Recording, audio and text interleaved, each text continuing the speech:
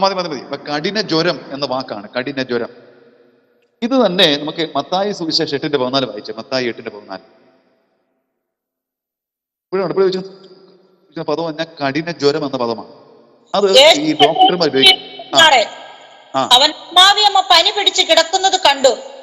കണ്ടോ, ഈ രണ്ട് വാക്ക് കണ്ടോ? മത്തായി പറയുമ്പോൾ പനി പിടിച്ച് കിടക്കുന്ന കണ്ടു, എന്നാൽ ലൂക്കോസ് എഴുതുമ്പോൾ അത് കഠിന ജ്വരം. ആ വാക്കെന്ന് പറയുന്നത് ഒരു വൈദ്യന്റെ, ഒരു ഡോക്ടർ ഉപയോഗിക്കുന്ന പദം. അപ്പോൾ ലൂക്കോസിന്റെ സുവിശേഷത്തിൽ മുഴുവൻ ഇങ്ങനെയുള്ള പദങ്ങൾ ഉപയോഗിച്ചിരിക്കുന്ന ഡോക്ടർ ഉപയോഗിച്ച പദമാണ്. അതുപോലെ തന്നെയാണ് പ്രവൃത്തിയുടെ പുസ്തകത്തിലും ഇങ്ങനെയുള്ള രോഗത്തെക്കുറിച്ചുള്ള പദങ്ങൾ നാം പഠിക്കുമ്പോൾ ചില മലയാളത്തിൽ നമുക്ക് അത്ര വ്യക്തമായി കാണാൻ കഴിയുന്നു. അതിൻ്റെ അതിൻ്റെ ഒറിജിനൽ ടെക്സ്റ്റിലേക്ക് പോകുമ്പോൾ നമുക്ക് ആ പദങ്ങളെല്ലാം ഒരു വൈദ്യൻ പറയുന്ന പദം, ഡോക്ടർമാർ സാധാരണ പറയുന്ന പദങ്ങൾ അല്ല. അവരുപയോഗിക്കുന്ന അവരുടെ പദപ്രയോഗം എന്ന് പറയുന്നത് ആ രോഗത്തെ സംബന്ധിച്ച് അവർ പഠിച്ചിരിക്കുന്ന ആ പഠനത്തിനൊത്തവണ്ണമുള്ള പദങ്ങളാണ്. അപ്പോൾ നമ്മളൊരു പുസ്തകം എഴുതിയത് ആരാണെന്ന് കണ്ടുപിടിക്കുന്നത് ഈ വർഷങ്ങൾ കഴിഞ്ഞ് നമ്മൾ റിസർച്ച് ചെയ്ത് കണ്ടുപിടിക്കുമ്പോൾ നമ്മൾ ഇങ്ങനെയുള്ള ചില കാര്യങ്ങൾ ഉപയോഗിച്ചാണ് ഈ പുസ്തകം ആരാണ് എഴുതിയെന്ന് നമ്മൾ കണ്ടുപിടിക്കുന്നത്, റിസർച്ച് ചെയ്യുന്നത്. അപ്പൊ അതിൽ നമുക്ക് മനസ്സിലാക്കാൻ കഴിയുന്ന കാര്യമാണ് ലൂക്കോസ് വൈദ്യനായിരുന്നു എന്ന് വ്യക്തമായി നമുക്ക് കാണുവാൻ കഴിയും. അപ്പം ഈ ലൂക്കോസ് തന്നെയാണ് ഈ പ്രവൃത്തിയുടെ പുസ്തകം എഴുതിയെന്ന് അദ്ദേഹത്തിന്റെ ഈ പദപ്രയോഗങ്ങളിലൂടെ നമുക്ക് കാണുവാൻ കഴിയും. കൂടാതെ ലൂക്കോസിന്റെയും പ്രവൃത്തികളുടെയും പുസ്തകത്തിലും ചില പരാമർശങ്ങൾ നോക്കുക. ലൂക്കോസ് 5:18 ലൂക്കോസ് 5:18 വായിച്ചാട്ടെ. 5:18 അപ്പോൾ ചില ആളുകൾ പക്ഷവാതം പിടിച്ച ഒരു മനുഷ്യനെ കിടക്കയിൽ എടുത്തു കൊണ്ടുവന്നു അവനെ അകത്തുകൊണ്ടുവന്ന് അവന്റെ മുമ്പിൽ വെപ്പാൻ ശ്രമിച്ചു. മതി, പക്ഷാഘാതം അല്ലേ? നല്ല കൊടുത്തേക്കുന്നത് 5:18 പക്ഷവാതം അല്ലേ? പക്ഷവാതം ഈ പദം തന്നെയാണ്. നമുക്ക് പ്രവൃത്തിയുടെ പുസ്തകം ഒന്ന് വായിക്കാം. പ്രവൃത്തി 8:7 വായിച്ചാട്ടെ. പ്രവൃത്തിയുടെ പുസ്തകം 8:7 വായിച്ചാട്ടെ. അശുദ്ധാത്മാക്കൾ ബാധിച്ച പലരിൽ നിന്നും ഉറക്കെ നിലവിളിച്ചുകൊണ്ട് പുറപ്പെട്ടു. അനേകം പക്ഷപാതക്കാരും മുടന്തരും സൗഖ്യം പ്രാപിച്ചു. പക്ഷപാതക്കാർ, രണ്ട് പദപ്രയോഗം കണ്ടോ, ഒരുപോലെ കൊടുത്തിരിക്കുന്നത്. ഇവിടെ ലൂക്കോസ് പറഞ്ഞിരിക്കുന്ന അതേ പദപ്രയോഗം തന്നെയാണ് നമുക്ക് പ്രവൃത്തിയുടെ പുസ്തകത്തിലും 8-ാം അധ്യായം അതിന്റെ 9-ാം വാക്യത്തിൽ, 8-ാം അധ്യായം അതിന്റെ 7-ാം വാക്യത്തിൽ നമുക്ക് കാണുന്നുണ്ട്. 7-ാം വാക്യത്തിൽ ഇവിടെ കൊടുത്തിരിക്കുന്നത് പക്ഷപാതക്കാർ. ഇത് തന്നെ കൊടുത്തപ്പം ഇങ്ങനെയുള്ള പദപ്രയോഗങ്ങളിലൂടെ ഇദ്ദേഹം ഒരു വൈദ്യനായിരുന്നു. ഈ രണ്ട് പുസ്തകം എഴുതിയത് ലൂക്കോസ് തന്നെയാണെന്ന് നമുക്ക് വ്യക്തമായി കാണുവാൻ കഴിയും. കാലും നരിയാണിയും നിരം, പനി, അതിസാരം, ഈ വാക്കുകളൊക്കെയാണ് നമുക്ക് കാണുവാൻ കഴിയും. അപ്പൊ ഇതിൽ നിന്നും നമുക്കത് ഒരു ചെറിയ ഭാഗമാണ്. ഈ തെളിവുകളിൽ നിന്ന് നമുക്ക് ഇത് ലൂക്കോസ് വൈദ്യനായ ലൂക്കോസ് തന്നെയാണ് ലൂക്കോസിന്റെ സുവിശേഷവും അപ്പോസ്തലന്മാരുടെ പ്രവൃത്തി എന്ന പുസ്തകവും എഴുതിയിരിക്കുന്നത് ഒരേ വ്യക്തി തന്നെയാണ്. അത് ലൂക്കോസ് തന്നെയാണെന്ന് കാണുവാൻ കഴിയും. ഒന്നുകൂടെ ഞാൻ പറയാമത് ആരാണ് അതിന്റെ ഗ്രന്ഥകാരൻ എന്ന് നമ്മൾ ചിന്തിക്കുമ്പോൾ ഒന്നാമത് ആഭ്യന്തര തെളിവുകളാണ്. അതിൽ നിന്ന് നമുക്ക് ഇത് രണ്ട് പുസ്തകങ്ങളും തെയോഫിലോസ് എന്ന് പറയുന്ന ഒരു മനുഷ്യനെ സംബോധന ചെയ്ത് എഴുതുന്നത്. രണ്ടിന്റെയും സാഹിത്യ രീതി ഒന്നാണ്. ഒരേ താല്പര്യമാണ് രണ്ടിലും ഉടനീളം കാണുവാൻ കഴിയും. 2-ാം നൂറ്റാണ്ട് മുതൽ കൊലോസ്യർ 4:14, 2 തിമോത്തി 4:11, ഫിലോമോൻ 24 എന്നീ ഭാഗങ്ങളിൽ പറഞ്ഞിരിക്കുന്ന പൗലോസിന്റെ സഹചാരിയായ ലൂക്കോസ് ആണ് ഇതിന്റെ രചയിതാവെന്ന് നമുക്ക് ഏകണ്ഠമായി പറയാൻ കഴിയും.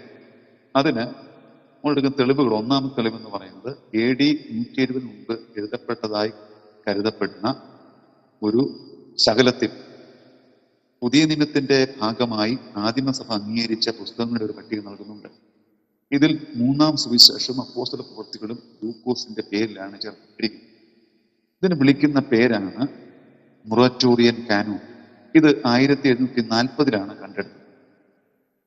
അപ്പോൾ ഇതിൽ പറഞ്ഞിരിക്കുന്നു, അപ്പൊ അത് ആ മൊററ്റോറിയം കാനൂൺ എന്ന് പറയുന്ന ആ തോൾച്ചുടൽ, ആ ശകലത്തിൽ പുതിയ നിയമത്തിന്റെ എല്ലാ പുസ്തകങ്ങളുടെ പേരുകളും അതെഴുതി ആരാണെന്ന് പറഞ്ഞു.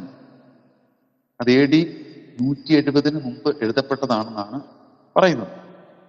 അപ്പൊ അതിൽ പറഞ്ഞിരിക്കുന്നത് ലൂക്കോസിന്റെ സുവിശേഷത്തിന്റെ എഴുതിയതും അപ്പോസ്തല പ്രവൃത്തിയുടെ പുസ്തകം എഴുതിയതും ലൂക്കോസ് എന്ന് പറയുന്ന വൈദ്യൻ തന്നെയാണെന്നാണ് ആ ഗ്രന്ഥത്തിൽ നമുക്ക് കാണുവാൻ കഴിയും. അതാണ് ഒന്നാമത്തെ തെളിവ്, ആഭ്യന്തര തെളിവ് ഒന്നാമത്. രണ്ടാമത്തെ ഇതിന്റെ ഗ്രന്ഥകാരനെതിരെ ലൂക്കോസിന്റെ പേര് ഇതിൽ പറഞ്ഞിട്ടില്ലെങ്കിലും ലൂക്കോസിനെ കുറിച്ചുള്ള സൂചനകൾ നമുക്ക് ഇതിൽ കാണുവാൻ കഴിയും. എങ്ങനെയാണ് കാണുവാൻ കഴിയുന്നത്?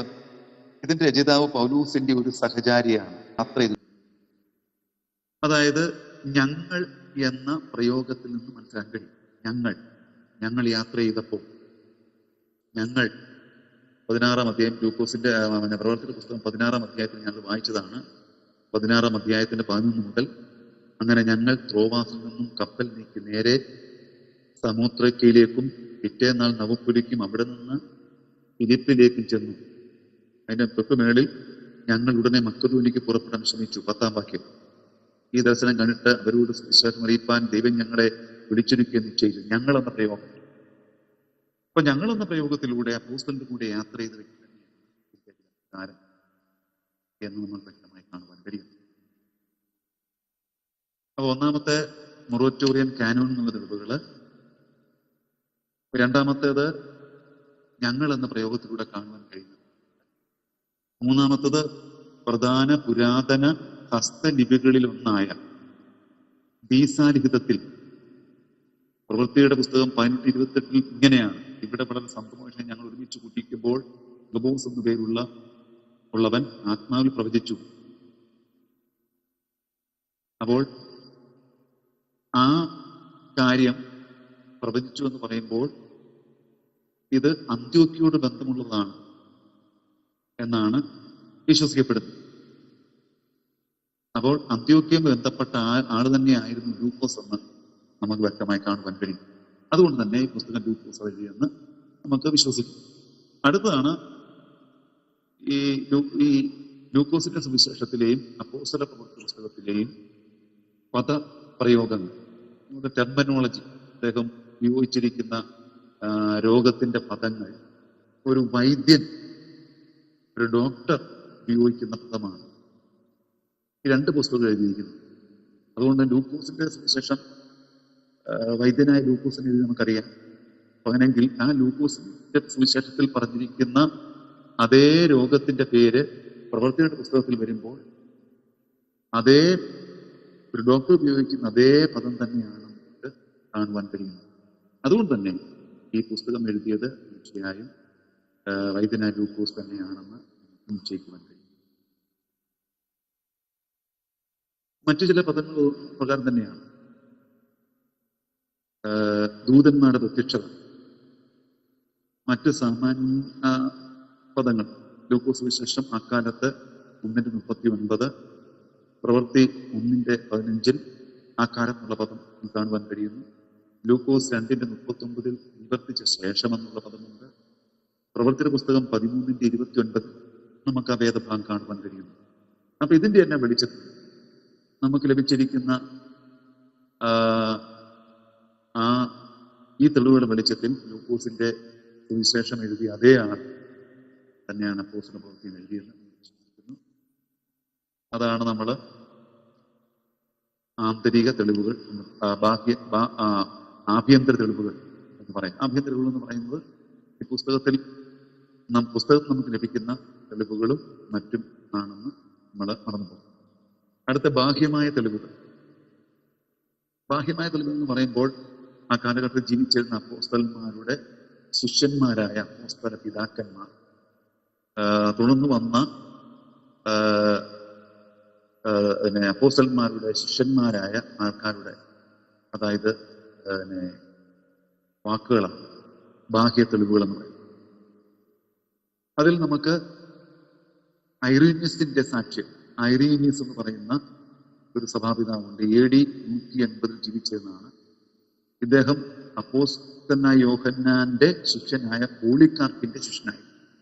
അപ്പോസ്തലനായ യോഹന്നാന്റെ ശിഷ്യനായിരുന്നു പോളികാർപ്പ് എന്ന് പറയുന്നത്. ആ പോളികാർപ്പിന്റെ ശിഷ്യനായിരുന്നു ഐറിയൂനിയസ് എന്ന് പറയുന്നത്. AD 180 ജീവിച്ചിരുന്നത്. അപ്പൊ അദ്ദേഹം പറയുന്നത് ഈ യോഹന്നാന്റെ സുവിശേഷവും ലൂക്കോസിന്റെ സുവിശേഷവും അപ്പോസ്തല പ്രവൃത്തികളും ലൂക്കോസ് തന്നെ എഴുതിയെന്ന് അദ്ദേഹം തന്റെ എഴുത്തുകളിൽ വ്യക്തമാക്കുന്നു. തുടർന്ന് സുറിയാനി തർജ്ജമയിൽ പ്രവൃത്തി പുസ്തകം 20:13 ഇങ്ങനെ കാണുന്നു: ലൂക്കോസ് എന്ന ഞാനും എന്നോടുകൂടി ഉള്ളവരും കപ്പൽ കയറി എന്നുള്ള ഭാഗമാണ്. ഇത് 11:28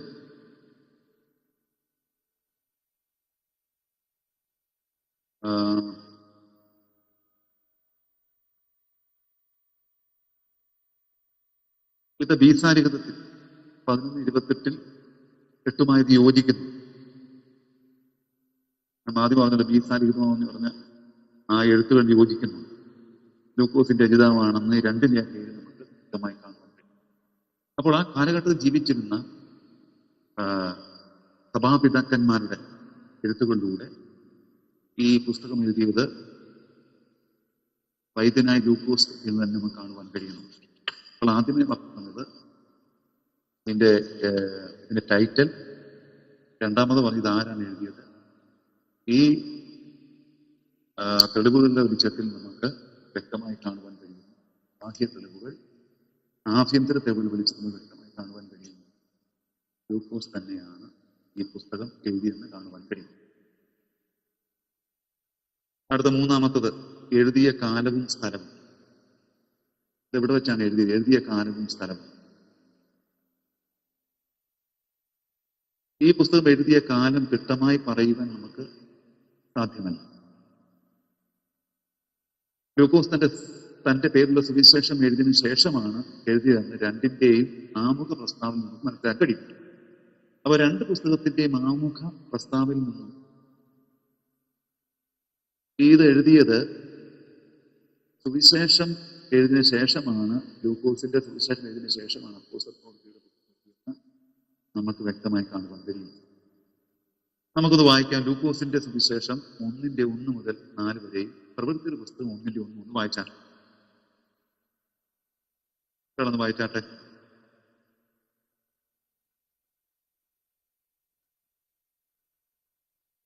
ഹലോ,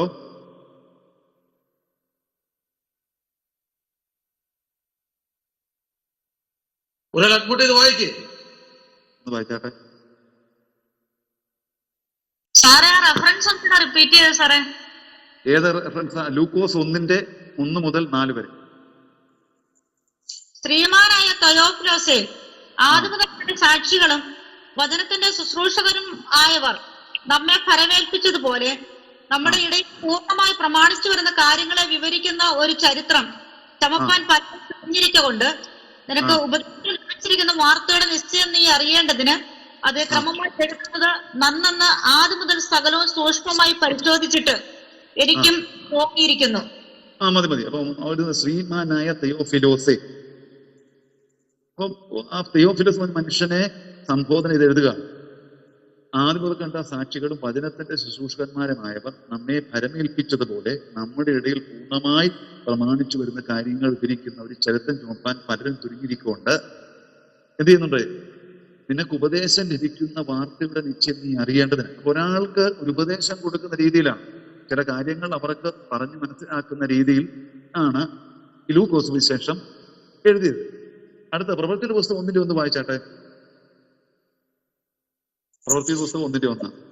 ഞാൻ എഴുതിയ ഒന്നാമത്തെ ചരിത്രം യേശു തിരഞ്ഞെടുത്ത അപ്പോസ്തലന്മാർക്ക് പരിശുദ്ധാത്മാവിനാൽ കൽപ്പന കൊടുത്തിട്ട് ആരോഹണം ചെയ്ത നാൾ വരെ അവൻ ചെയ്തും ഉപദേശിച്ചും തുടങ്ങിയ സകലത്തെയും കുറിച്ചായിരുന്നുവല്ലോ. മതി. അപ്പൊ ഒന്നാമത് പറയുന്നത് അനേകർ ഈ ഒരു യേശുവിന്റെ ചരിത്രം എഴുതാൻ വേണ്ടി ആഗ്രഹിക്കുന്നുണ്ട്. അപ്പൊ അതുകൊണ്ട് തന്നെ എന്ത് ചെയ്യാ? തിയോഫിലോസ് പറയുകയാണ്,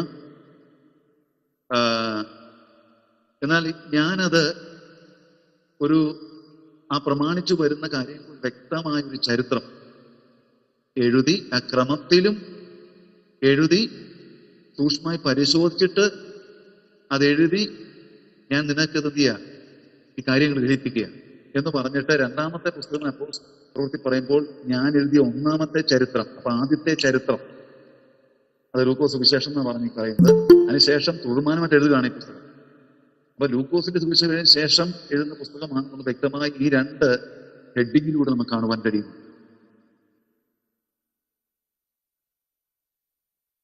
അപ്പൊ അതുകൊണ്ട് തന്നെ ഞാൻ പറഞ്ഞു വരുന്നത് എഴുതിയ കാലവും സ്ഥലവുമാണ്. അപ്പം ആദ്യം എഴുതിയ ലൂക്കോസ് സുവിശേഷം തന്നെയാണ് നമുക്ക് ഈ ഹെഡിങ്ങിൽ വായിക്കുമ്പോൾ നമുക്ക് കാണുവാൻ കഴിയും. കാരണം ഞാനൊരു പലരും യേശുക്രിസ്തുവിനെ കുറിച്ചുള്ള ചരിത്രം രചിപ്പാൻ ആഗ്രഹിക്കുന്നു. അതുകൊണ്ട് ഞാൻ അതെല്ലാം അന്വേഷിച്ച് ക്രമമായി എഴുതുവാൻ ആഗ്രഹിക്കുന്നുണ്ട്. അതെന്താണെന്ന് എനിക്ക് നിങ്ങളോട് അറിയിക്കുവാനുള്ള ആഗ്രഹത്തോടെയാണെന്ന് പറഞ്ഞിട്ട് രണ്ടാമത് പറയുന്നു, പ്രവൃത്തി പുസ്തകത്തിൽ പറയുന്നു, ഞാൻ ആദ്യമേ ഒരു ചരിത്രം എഴുതാൻ ആഗ്രഹിച്ച കാര്യം നിങ്ങളോട് പറഞ്ഞല്ലോ. ആ ദൈവത്തെ ഞാൻ എഴുതിയ ഒന്നാമത്തെ ചരിത്രം യേശു തിരഞ്ഞെടുത്ത അപ്പോസ്തലന്മാർ പരിശുദ്ധാത്മാവിനാൽ കൽപ്പന കൊടുത്തിട്ട് ആരോപണം ചെയ്ത വിഷയമാണ്. അതിനുശേഷം അത് തുടർമാനമായി എഴുതുന്നത് അതിനുശേഷം എന്താണ് നടന്നത് എന്നുള്ള കാര്യം പുസ്തകത്തിലൂടെ താൻ വ്യക്തമാക്കും. അപ്പോൾ ഈ രണ്ട് പുസ്തകങ്ങളും നമുക്കറിയാം ഒന്നിനു ശേഷം മറ്റൊന്നെഴുതിയെന്നുള്ള കാര്യം ഈ രണ്ട് ഭാഗങ്ങളിൽ നിന്നും വ്യക്തമായി കാണുവാൻ കഴിയും. അതുകൊണ്ട് പൗലോസ് കൂലിക്ക് വാങ്ങിയ ഒരു വീട്ടിൽ തടവുകാരനായി പാർക്കുന്ന കാര്യം പറഞ്ഞുകൊണ്ടാണ് പ്രവൃത്തിയുടെ പുസ്തകം സമാപിക്കുന്നത് 28-29. അപ്പോൾ ഈ അപ്പോസ്തലനായ പൗലോസ് കൂലിക്ക് വാങ്ങിയ ഒരു വീട്ടിൽ തടവുകാരനായി പാർക്കുന്ന കാര്യം പറഞ്ഞുകൊണ്ടാണ് പ്രവൃത്തിയുടെ പുസ്തകം സമാപിക്കുന്നത് 28-29. താൻ റോമിൽ ചെന്ന AD 62 അല്ലെങ്കിൽ AD 62 AD 64 ഇടെ ആണ് നാം അദ്ദേഹത്തിന്റെ ചരിത്രപരമായ കാര്യങ്ങൾ പഠിക്കുമ്പോൾ ഈ കൂലിക്ക് വാങ്ങിയ വീട്ടിൽ താൻ താമസിച്ചത് ഏതാണ്ട് AD 62 AD 64 ഇടയ്ക്കായതുകൊണ്ട് ഭൂരിഭാഗം വേദപണ്ഡിതന്മാരും അഭിപ്രായപ്പെടുന്നത് AD 64 ഈ പുസ്തകം എഴുതി എന്നുള്ള ഒരു ചിന്തയിലാണ് മിക്ക വേദപണ്ഡിതന്മാരും ചിന്തിക്കുന്നത്.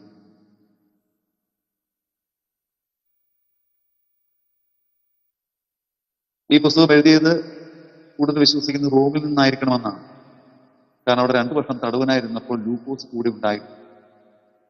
28-14 മുതൽ 16 വരെ, 28-29-30 ഈ വാക്യങ്ങളിലൂടെ തൻ്റെ കൂടെ ലൂക്കോസ് എന്ന് പറയുന്ന ആ വൈദ്യൻ ഉണ്ടായിരുന്നു എന്ന് വ്യക്തമായി കാണുന്നതുകൊണ്ട് AD 62 64 ഇടയിൽ വെച്ച് ഈ ലേഖനം ഈ ചരിത്ര പുസ്തകം റോമിൽ വെച്ച് തന്നെ എഴുതിയെന്ന്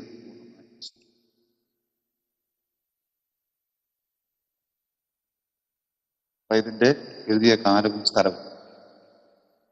ഇനിയുള്ള കാര്യങ്ങളാണ് പ്രധാനപ്പെട്ട ആദ്യത്തെ കാര്യങ്ങൾ പ്രധാനപ്പെട്ടത് ആണെങ്കിൽ പോലും ഇനിയുള്ള കാര്യങ്ങൾ. കാരണം നമ്മൾ ഏതൊരു പുസ്തകം പഠിക്കുമ്പോൾ ആ പുസ്തകത്തിന്റെ എഴുതിയ ഉദ്ദേശം വളരെ ആഴത്തിൽ പഠിച്ചെങ്കിൽ ഒരു പുസ്തകം വ്യാഖ്യാനം. പലപ്പോഴും പുസ്തക വ്യാഖ്യാനത്തിൽ നമുക്ക് പറ്റുന്ന പരാജയം എന്ന് പറഞ്ഞാൽ ആ എഴുതിയ പുസ്തകത്തിന്റെ പശ്ചാത്തലത്തിൽ നിന്നുകൊണ്ട് നമുക്കതിനെ സവിസ്തരം വ്യാഖ്യാനിക്കാൻ കഴിയുന്നില്ലെങ്കിൽ നമുക്ക് ദൈവത്തിന്റെ വചനത്തോട് ദൈവത്തോട് പുലർത്താൻ കഴിയും. അതുകൊണ്ട് തന്നെ ഇതിന്റെ ഉദ്ദേശം, the purpose of this book എന്ന് പറഞ്ഞാൽ ഈ ബുക്കിന്റെ ഉദ്ദേശം എന്തിനാണ് എഴുതിയത്?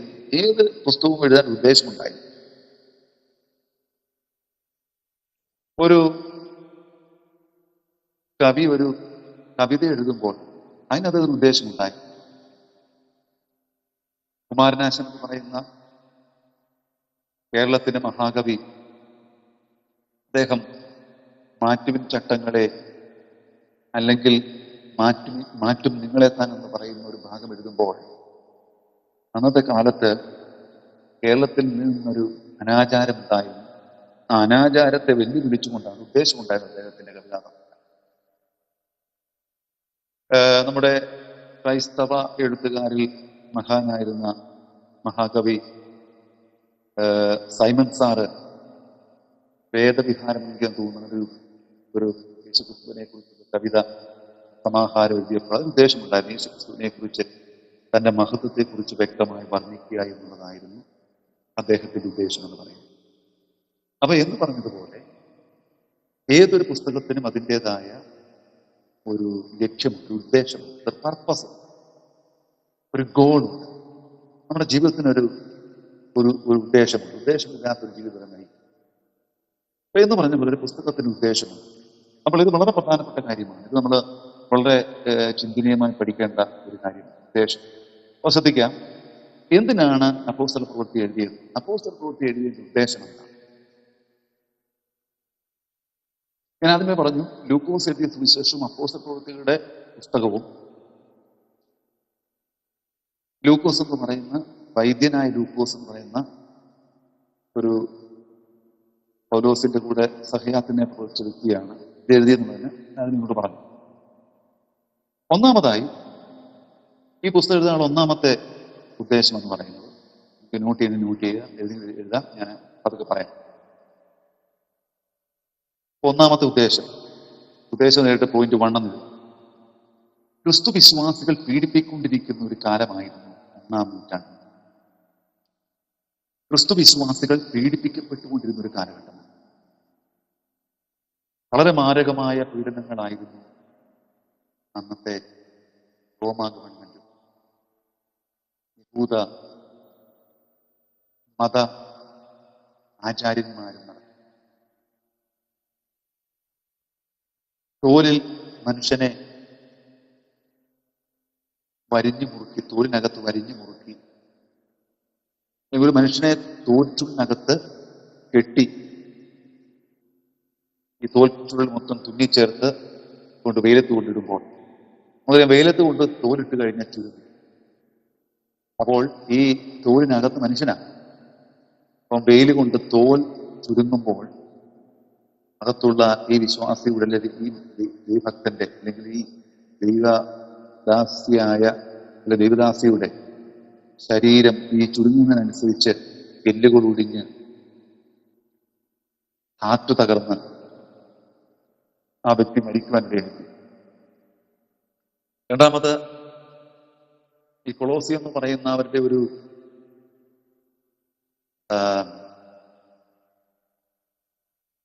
ഗെയിംസ് നടക്കുന്ന ഒരു സ്ഥലമുണ്ടായിരുന്നു. അവിടെ ഈ വിശുദ്ധന്മാരെ, അല്ലെങ്കിൽ ദൈവമക്കളെ, അവിടുത്തെ വെളിച്ചത്തിന് വേണ്ടി അവരുടെ ശരീരം മുഴുവനും എണ്ണ മുക്കിയ തുണിയിൽ ചുറ്റിയിട്ട പന്തങ്ങളായി അത് സ്റ്റേഡിയത്തിൽ നടക്കുന്ന ആ പ്രകടനങ്ങൾ കാണുവാൻ വെളിച്ചത്തിന് പകരമായി, പിന്നെ പന്തങ്ങൾക്ക് പകരമായി ഇവരെ ഉപയോഗിക്കുമായിരുന്നു എന്ന് പുസ്തകങ്ങൾ. അപ്പോൾ തന്നെ മൃഗങ്ങളുടെ മുമ്പിൽ എറിഞ്ഞു കൊടുക്കുക, തീക്കിരയാക്കുക, ശരീരം മുഴുവനും കത്തി കൊണ്ട് മറിഞ്ഞിട്ട് മുളകും മറ്റും തേച്ച് ഇഞ്ചിഞ്ചായി കൊല്ലുക, ശിരച്ഛേദനം ചെയ്യുക. അങ്ങനെ വിവിധമായ പീഡനങ്ങളായിരുന്നു 1-ാം നൂറ്റാണ്ടിൽ നടന്നുകൊണ്ടിരുന്നത്. അപ്പോൾ അങ്ങനെ 1-ാം നൂറ്റാണ്ടിൽ ക്രിസ്തു വിശ്വാസികൾ പീഡിപ്പിക്കൊണ്ടിരുന്ന കാലത്ത് ആരൊക്കെ പീഡിപ്പിച്ചു ചോദിച്ചാൽ 2 കൂട്ടരെ പീഡിപ്പിച്ചു. ഒന്ന് യഹൂദ മതത്തിലെ ആൾക്കാർ, യഹൂദ മതത്തിൽ നിന്ന് പീഡനമുണ്ടായി. രണ്ടാമതുണ്ടായ പീഡനം എന്ന് പറയുന്നത് റോമാ ഗവൺമെന്റിൽ നിന്നുണ്ടായി. എന്തുകൊണ്ടാണ് റോമാ ഗവൺമെന്റ് ഉണ്ടായെന്ന് ചോദിച്ചാൽ, ഈ 1-ാം നൂറ്റാണ്ടിലെ സഭകൾ കൂടി വന്നുകൊണ്ടിരുന്നത് നമുക്കറിയാം വീടുകളിലും മരത്തണലുകളിലും ഗുഹകളിലൊക്കെയാണ്. സാധാരണ അവര് കൂടുതൽ നടത്തിക്കൊണ്ടിരുന്ന രാത്രിയിലായിരുന്നു. ഇപ്പൊ രാത്രിയിൽ അവരെ കൂടിക്കൊണ്ട സമയത്ത് തിരുവത്താഴം ആചരിക്കുമായിരുന്നു. അപ്പോൾ വീടുകളിൽ രാത്രി തിരുവത്താഴം ആചരിക്കുമ്പോൾ ഇത് എന്റെ ശരീരം എന്റെ ഓർമ്മയ്ക്കായിട്ട് ചെയ്യുമെന്ന് യേശു പറഞ്ഞ പദപ്രയോഗങ്ങൾ അവർ നടത്തുമായിരുന്നു. ഇത്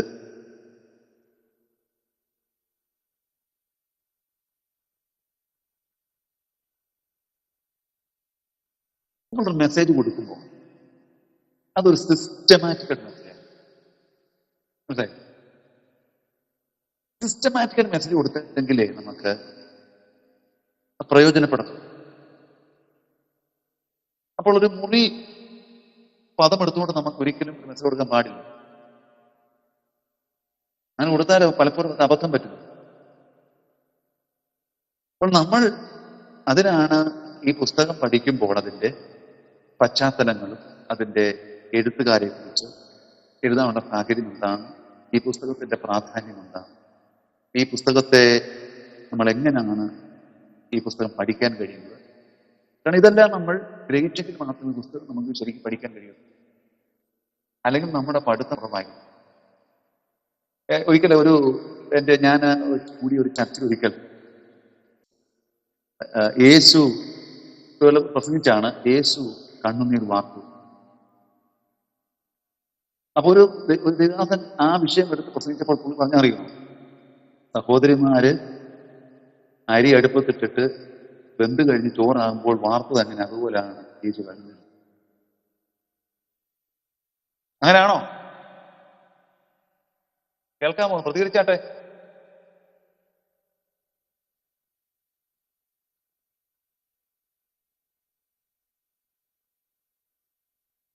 ആ പദം നോക്കി, യേശു കണ്ണുനീർ വാർത്തു എന്ന പദം ഉപയോഗിച്ചു. പക്ഷെ അന്നത് കേട്ട സഹോദരിമാരുടെ ഭയങ്കര അന്യഭാഷയാണ്. അവരെന്തോ കണ്ട അന്യഭാഷ നമുക്ക് ആർക്കും അറിയത്തില്ല, ഒന്നും അറിയത്തില്ല. അന്യഭാഷ അത് ആത്മാവാണോ? ഒരു ചോദ്യമാണ്. എല്ലാ അന്യഭാഷ പറഞ്ഞത് ആത്മാവിലാണോ?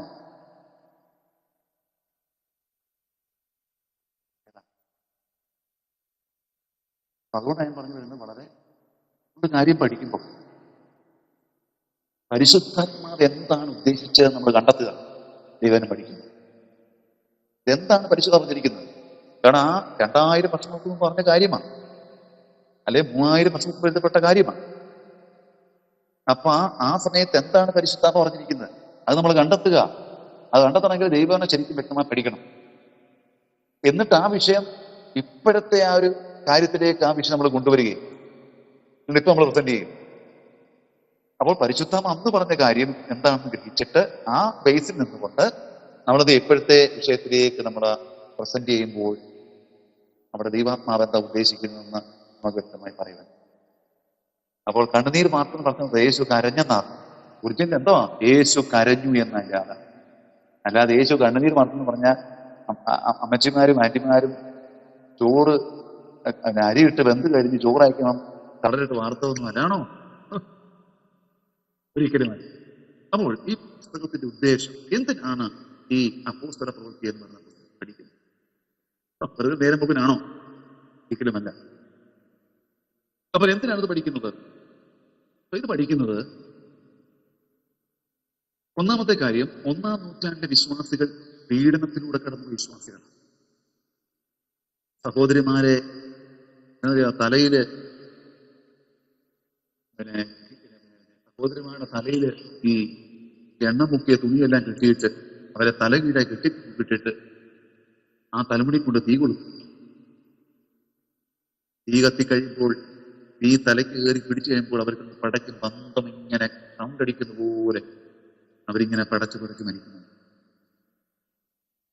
ശിരച്ഛേദനം ചെയ്യുമായി 2 കാലും 2 മരത്തിലേക്ക് കെട്ടിയിട്ട് ആ 2 മരത്തിന്റെ ചില്ലകളും അടുപ്പിച്ച് വെച്ചിട്ട് ഫ്രീയായിട്ട് വിടുമ്പോൾ നടുവെ കീറിപ്പോവും. അങ്ങനെയുള്ള പീഡനങ്ങൾ നടന്നുകൊണ്ടിരുന്നു. കൊളോസിയം എന്ന് പറയുന്ന ഒരു സ്റ്റേഡിയം ഉണ്ട്. അവിടെ വിവിധമായ കായിക മത്സരങ്ങൾ കാളപ്പൂരൊക്കെ നടക്കുന്ന.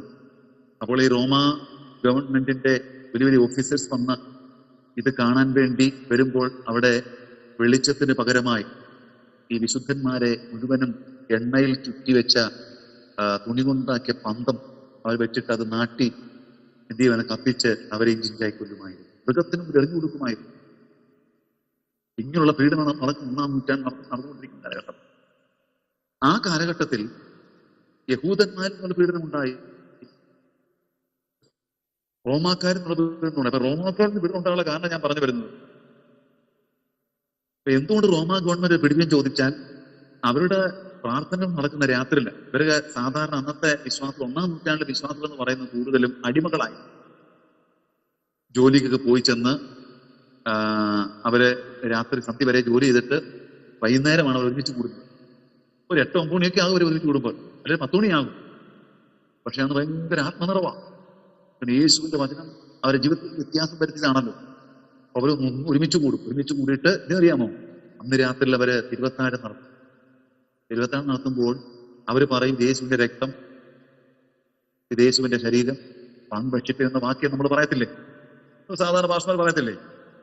അതെ, അന്ന് പറയുന്ന പദങ്ങളാണ്. അപ്പോൾ ഈ റോമ ഗവൺമെന്റ് CAD-മാര് ഈ ഗവൺമെന്റ് അട്ടിമറിക്കുവാൻ ആ കാലഘട്ടങ്ങൾ ഭീകരവാദികൾ ഉണ്ടായിരുന്നതുകൊണ്ട് റോമ ഗവൺമെന്റിന്റെ CAD പറഞ്ഞറിയാമോ, ഈ എല്ലാ താമസിക്കുന്ന ആ ജനസാന്ദ്രമായ സ്ഥലങ്ങളിലൂടെ ഇവരുടെ CAD വർക്കുണ്ട്.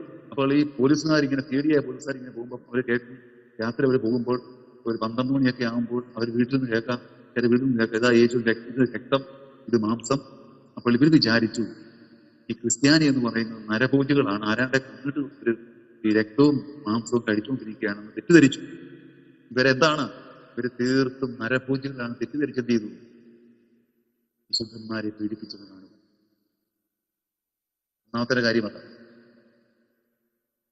രണ്ടാമത്തെ, രാത്രിയിലാണ് ഇവരെ കൂട്ടായ്മ കൂടിയത് കൊണ്ട് ഇവരെ വിളിച്ചത് ദുർമാർഗികൾ എന്ന പേരാ വിളിച്ചത്, ദുർമാർഗികൾ. അപ്പോൾ ഈ 1-ാം നൂറ്റാണ്ടിലെ പീഡനം മൂലം പീഡിപ്പിക്കുന്ന സമയത്ത് റോമാ ഗവൺമെന്റും യഹൂദന്മാരും പീഡിപ്പിക്കുമ്പോൾ ഈ ഈ അപ്പോസ്തല പ്രവൃത്തികളിലൂടെ ലൂക്കോസ് എന്ന് പറയുന്ന വൈദ്യൻ, ദൈവത്തിന്റെ ആത്മാവും അവർക്ക് കൊടുത്ത പ്രകാശനത്തവണ്ണം വൈദ്യൻ ആയ ലൂക്കോസ് അദ്ദേഹം ഉദ്ദേശിച്ചിട്ട് ഇപ്രകാരമാണ്, ഞങ്ങൾ നരഭോജികളല്ല, ഞങ്ങൾ ശരിക്കും വിശുദ്ധിയോടെ ജീവിക്കുന്ന ഒരു ഗ്രൂപ്പാണ് എന്ന് ഈ ഗവൺമെന്റിന് മനസ്സിലാക്കാൻ വേണ്ടി, ആ ഗവൺമെന്റിന്റെ പ്രിയപ്പെട്ടവർക്ക് മനസ്സിലാക്കാൻ, കാരണം ഈ തെയോഫിലസ് എന്ന് പറഞ്ഞ ഒരു ഗവൺമെന്റ് ഉദ്യോഗസ്ഥനാണ് നമ്മൾ വിശ്വസിക്കുന്നത്. അപ്പൊ തെയോഫിലസിനെ പോലെയുള്ള ഗവൺമെന്റ് ഉദ്യോഗസ്ഥർ മനസ്സിലാക്കണം, ഞങ്ങൾ നരഭോജികളൊന്നുമല്ല, തിരുവത്താഴ ശുശ്രൂഷ നടക്കുകയാണ്, ഇത് ക്രിസ്ത്യാനിറ്റി എങ്ങനെയാണ്, എന്താണ് വിശ്വസിക്കുന്നതെന്ന് വ്യക്തമായി അവർക്ക് മനസ്സിലാക്കി കൊടുക്കാൻ വേണ്ടിയാണ് ഈ പുസ്തകം എഴുതിയെന്ന് നമുക്ക് കാണുവാൻ കഴിയും. അപ്പോൾ പുസ്തകം എഴുതിയ 1-ാമത്തെ ഉദ്ദേശം, ഈ പീഡന നടുവിൽ എന്താണ്, ഞങ്ങൾ ഇങ്ങനെ പീഡിപ്പിക്കപ്പെടേണ്ടവരല്ല, ഞങ്ങൾ ശരിക്കും ധാർമ്മിക ജീവിതം നയിക്കുന്നവരാണ്, വിശുദ്ധീവൻ നയിക്കുന്നവരാണ് എന്ന് റോമൻ ഗവൺമെന്റിന്റെ അധികാരികളെ അറിയിക്കുവാൻ വേണ്ടി അങ്ങനെ ലേഖനം എഴുതിയെന്ന് നമുക്ക് കാണുവാൻ. അത് 1-ാമത്തെ ഉദ്ദേശം എന്ന് പറയുന്നത്. കാരണം ഈ രാത്രി ഇവര് ഈ കൂടിവരവ് നടത്തിയത് കൊണ്ട് അവരെ ദുർമാർഗികൾ എന്നാണ് വിളിച്ചത്, ദുർമാർഗികൾ. അങ്ങനെയാണ് സാധാരണ സഹോദരന്മാരെന്ന് രാത്രി ഒരു 10 മണി കഴിഞ്ഞാൽ പിന്നെ വെളിയിലിറങ്ങും. പക്ഷെ ആ കാലഘട്ടങ്ങളിൽ ഇവര് ജോലിയെല്ലാം കഴിഞ്ഞ് വന്ന് 10 മണി കഴിയുമ്പോഴും അവിടെ ആരാധന സ്റ്റാർട്ട് ചെയ്യുന്നത്, രാത്രി മുഴുവനും ആരാധനയൊക്കെ ആയിരുന്നു. അപ്പോൾ ഇവരെ കുറിച്ച് പറയുന്നത് ദുർമാർഗികൾ എന്നാ പറയുന്നത്. ഇപ്പൊ നരഭോജികൾ, ദുർമാർഗികൾ, ഇങ്ങനെയുള്ള കാര്യങ്ങൾ ഇവരെ കുറിച്ച് പറഞ്ഞപ്പോൾ അങ്ങനെയല്ല, എന്താണ് ക്രിസ്ത്യാനിറ്റി എന്ന് വ്യക്തമാക്കി റോമാൻ ഗവൺമെന്റും ഇവരെ നരഭോജികളെന്നും ദുർമാർഗികളെന്നും വിളിച്ച ഈ അധികാരത്തിലുള്ള ആൾക്കാർക്ക് മനസ്സിലാക്കുവാൻ വേണ്ടി ഞങ്ങൾ ആരാണെന്ന്, ക്രിസ്ത്യാനിറ്റി എന്താണെന്നും യേശുക്രിസ്തുവിന്റെ ജീവിതവും മഹത്വം എന്താണെന്ന് മനസ്സിലാക്കുവാൻ വേണ്ടിയാണ് ഈ ലേഖനം എഴുതിയതെന്ന്, ക്ഷമിക്കണം, ഈ ചരിത്ര പുസ്തകം എഴുതിയെന്ന് നമുക്ക് കാണുവാൻ. അതാണ് 1-ാമത്തെ ഉദ്ദേശം പറയുന്നത്. 2-ാമത്തെ ഉദ്ദേശം പറഞ്ഞ ക്രിസ്തു മാർഗത്തിന്റെ വളർച്ച എടുത്തു കാണിക്കുവാൻ ലൂക്കോസ് ശ്രമിക്കുകയാണ്. ഇപ്പൊ 2-ാമത്തെ ഉദ്ദേശം, 1-ാമത്തെ ഉദ്ദേശം പീഡനകാലത്ത് എന്താ അകാരണമായി പീഡിപ്പിക്കാനുള്ള കാരണമെന്ന് പറയുന്നത് ഈ തിരുവത്താഴം ആചരിക്കുന്നത് കൊണ്ടും രാത്രി ഇവർ കൂട്ടായ്മ കൂടുന്നതുകൊണ്ടും നരഭോജികളാണെന്നും ദുർമാർഗികളാണെന്നും റോമാ ഗവൺമെന്റും അതുപോലെ ആ സമൂഹത്തിലുള്ള ആൾക്കാരും ഇവരെ കുറിച്ച് പറഞ്ഞപ്പോൾ അങ്ങനല്ല, ഞങ്ങൾ യഥാർത്ഥത്തിൽ യേശുക്രിസ്തുവിന്റെ ശിഷ്യന്മാരാണെന്ന് വ്യക്തമാക്കി അവരെ അറിയിക്കുന്നതിന് വേണ്ടി ഈ പുസ്തകം എഴുതിയെന്ന് കാണുവാൻ. 2-ാമത് ക്രിസ്തുവിന്റെ മാർഗത്തിന്റെ വളർച്ച എടുത്തു കാണിക്കുന്നു ഈ പുസ്തകത്തിലൂടെ ശ്രമിക്കുകയാണ്. അതുകൊണ്ട് നമുക്കറിയാം 3000 പേര് ആദ്യമേ അവർ രക്ഷിക്കപ്പെട്ടു, സഭയോട് ചേർന്നു, പിന്നെ അത് 5000-ആയി, പിന്നെ അത് 10,000-ആയി. തുടർന്ന് നമുക്ക് കാണുവാൻ കഴിയുന്നത് the end of the world, ലോകത്തിന്റെ ഏറ്റത്തോളം സുവിശേഷം കടന്നിരിക്കുകയും കേട്ടോ, യെരുശലേമിലും യഹൂദിയിലും ശമരിയയിലും ഭൂമിനറ്റത്തോളം, അല്ലെ? ലൂക്കോസ് 1:8. എന്നാൽ പരിശുദ്ധാത്മാവ് നിങ്ങളുടെ മേൽ വരുമ്പോൾ നിങ്ങൾക്ക് ശക്തി ലഭിച്ചിട്ട്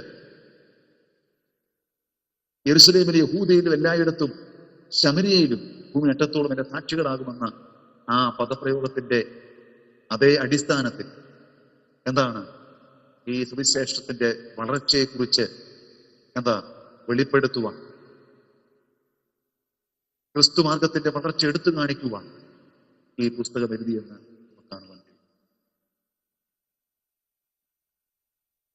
മൂന്നാമതായി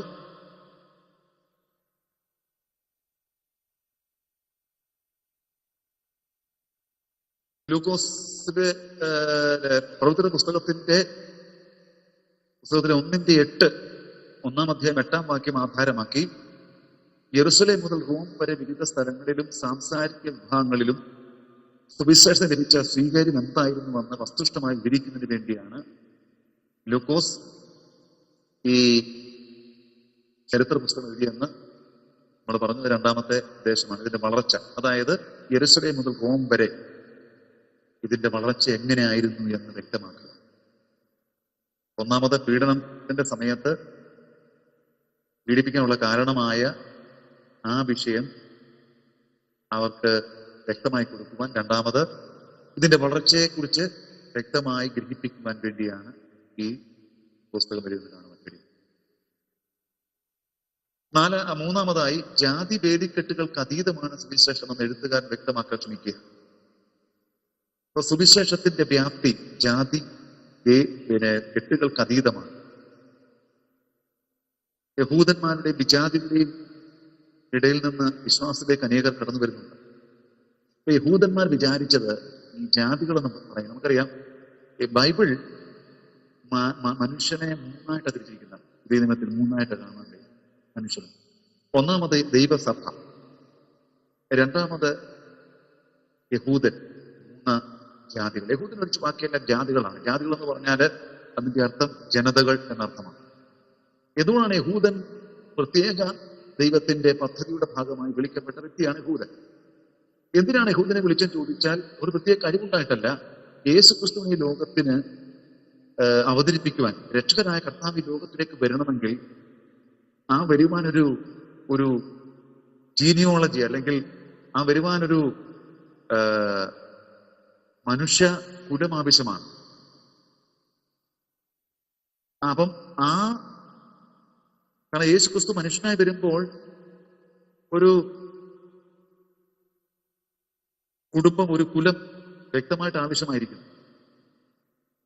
മറ്റ് ദൈവങ്ങളെ കുറിച്ചൊക്കെ പഠിച്ചാൽ അവര് കാട്ടിൽ ജനിച്ചു, വെള്ളത്തിൽ ജനിച്ചു എന്ന് കാണുവാൻ കഴിയും. പക്ഷെ യേശു ജനിക്കാൻ ഒക്കത്തില്ല. കാരണം സ്ത്രീയുടെ സർപ്പത്തിന്റെ തല തകർത്തുമെന്നാണ് ഉൽപ്പത്തി പുസ്തകം 3-ാം അധ്യായം 16-ാം വാക്യത്തിൽ കാണുന്നത്. അതുകൊണ്ട് തന്നെ യഹൂദിൽ നിന്നുമാണ് യേശുക്രിസ്തു വരേണ്ടത്. അപ്പം ഇസ്രായേൽ എന്ന് പറഞ്ഞ ഗോത്രത്തിലെ പ്രധാനപ്പെട്ട ഗോത്രമായ യഹൂദിൽ നിന്നാണ് യേശുക്രിസ്തു വരേണ്ടത്. അപ്പൊ അതുകൊണ്ട് തന്നെ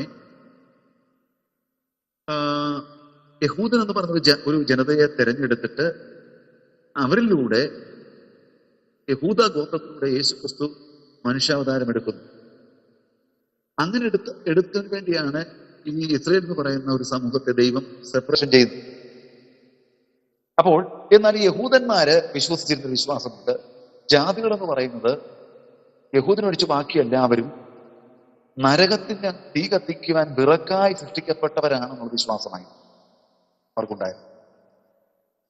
അപ്പോൾ അങ്ങനെയല്ല എന്ന് യഹൂദനും ജാതിയിൽപ്പെട്ടവരും എല്ലാവരും ചേർന്ന് രക്ഷിക്കപ്പെട്ടവരുടെ കൂട്ടമാണ് ദൈവസഭയെന്നും അപ്പൊ ജാതീയ വേലിക്കെട്ടുകൾക്ക് അതീതമാണ് സുവിശേഷമെന്ന് വ്യക്തമാക്കുവാൻ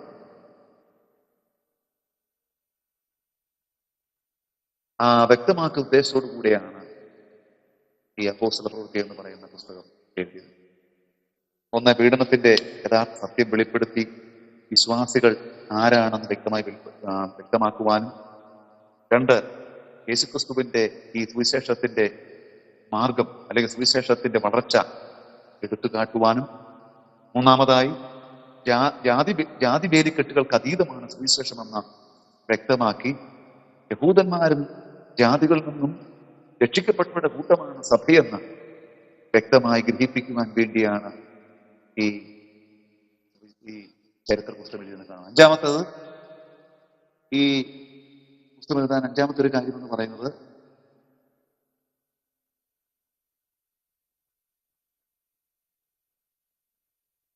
നമുക്ക് മറ്റൊരു ഉദ്ദേശം എന്ന് പറയുന്നത്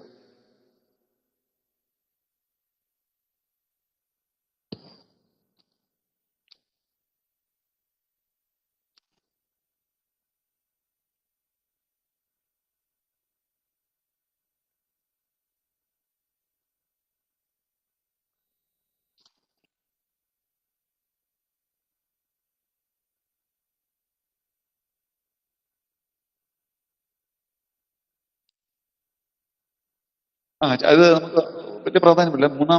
അഞ്ചാമതായി മൂന്നാമതൊരു വാല്യം കൂടി എഴുതുവാൻ എഴുത്തുകാരൻ ഉള്ളതായിട്ട് ചിന്തിക്കുന്ന വേദപണ്ഡിതന്മാരില്ല.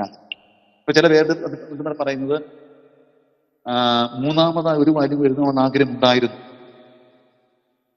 വിശുദ്ധ ലൂക്കോസ് എഴുതിയ പുസ്തകത്തിന്റെ ആദ്യത്തെ 2 വാല്യമായിരുന്നു ലൂക്കോസ് എഴുതിയ സുവിശേഷം, അപ്പോസ്തല പ്രവൃത്തികളും അവർ ചിന്തിക്കുന്നു.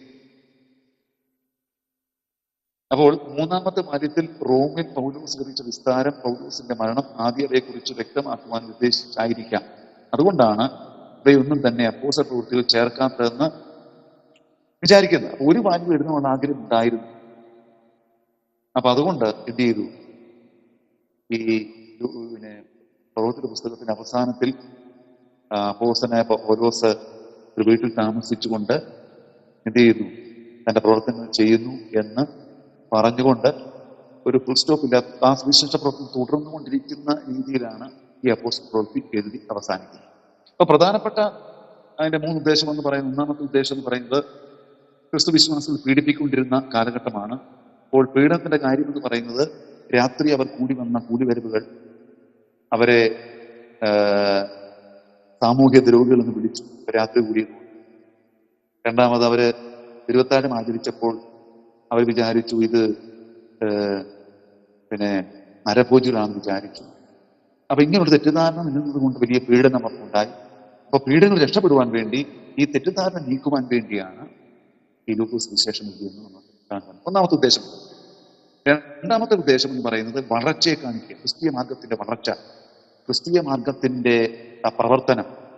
യേശു ക്രിസ്തു ഈ വിശ്വാസികളെ കൊണ്ട് അപ്പോസ്തലന്മാർ ചെയ്യുന്ന പ്രവർത്തനങ്ങൾ സമൂഹത്തെ വ്യക്തമായി കൊടുക്കുക എന്ന ഉദ്ദേശത്തോടുകൂടെയാണ് ഈ പുസ്തകം എഴുതിയതെന്ന് കാണുവാൻ കഴിയും.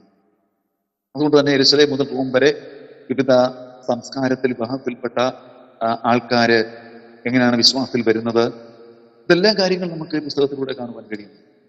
മൂന്നാമത്തതായി ജാതിക വേലിക്കെട്ടുകൾ അതീതമാണ് സുവിശേഷമെന്ന് എഴുത്തുകാരൻ വ്യക്തമാക്കുന്നു. യഹൂദേതരയും വിജാതീയനുമായിട്ടാണ് യഹൂദന്മാര് ഈ ജാതികളെ കരുതിയത് നരകത്തിലെ തീക്ക് വേണ്ടി സൂക്ഷിക്കപ്പെട്ടിരിക്കുന്ന വിറകഷങ്ങൾ അവർ വിചാരിച്ചുകൊണ്ടിരുന്നു. അങ്ങനെയല്ല, ജാതികളും യേശുക്രിസ്തുവിനാൽ രക്ഷയ്ക്ക് അവകാശികളാണെന്നും എന്ന് വ്യക്തമാക്കുക. കാരണം നമുക്ക് 10-ാം അധ്യായത്തിലേക്ക് വരുമ്പോൾ, അപ്പോസ്തലരുടെ പുസ്തകം 10-ാം അധ്യായത്തിലേക്ക് വരുമ്പോൾ കൊർന്നല്യോസിന്റെ മാനസാന്തരം നമുക്ക് കാണുവാൻ കഴിയുന്നുണ്ട്. അവിടെ വെച്ച് ജാതി ആൾക്കാര് യേശുവിലേക്ക് കടന്നു വരുന്നു.